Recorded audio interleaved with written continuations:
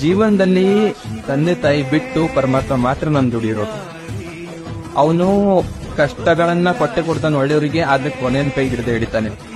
ನಾವ್ ಅನ್ಬೋದು ಅವನು ಕೆಟ್ಟವರಿಗೆಲ್ಲ ತುಂಬಾ ಚೆನ್ನಾಗಿ ಇಟ್ಟಿದ್ದಾನಂತ, ಆದ್ರೆ ಕೆಟ್ಟವ್ರಿಗೆ ಕೊಟ್ಟು ಕೊನೆಯ ಕೈ ಬಿಡ್ತಾನೆ. ಅದನ್ನ ಬಿಟ್ರೆ ಒಳ್ಳೆಯವರಿಗೆ ಕಷ್ಟಗಳು ಎಷ್ಟೇ ಬಂದ್ರೂ ಕೂಡ ಕೊನೆಯ ಕೈ ಹಿಡಿಯೋದು ಪರಮಾತ್ಮ ಮಾತ್ರ.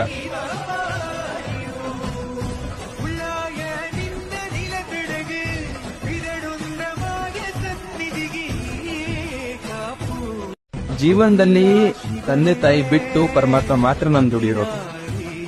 ಅವನು ಕಷ್ಟಗಳನ್ನ ಕೊಡ್ತಾನೆ ಒಳ್ಳೆಯವರಿಗೆ, ಆದ್ರೆ ಕೊನೆಯ ಕೈ ಹಿಡಿದು ಹಿಡಿತಾನೆ. ನಾವ್ ಅನ್ಬೋದು ಅವನು ಕೆಟ್ಟವರಿಗೆಲ್ಲ ತುಂಬಾ ಚೆನ್ನಾಗಿ ಇಟ್ಟಿದ್ದಾನಂತ, ಆದ್ರೆ ಕೆಟ್ಟವ್ರಿಗೆ ಕೊಟ್ಟು ಕೊನೆಯ ಕೈ ಬಿಡ್ತಾನೆ. ಅದನ್ನ ಬಿಟ್ರೆ ಒಳ್ಳೆಯವರಿಗೆ ಕಷ್ಟಗಳು ಎಷ್ಟೇ ಬಂದ್ರೂ ಕೂಡ ಕೊನೆಯ ಕೈ ಹಿಡಿಯೋದು ಪರಮಾತ್ಮ ಮಾತ್ರ.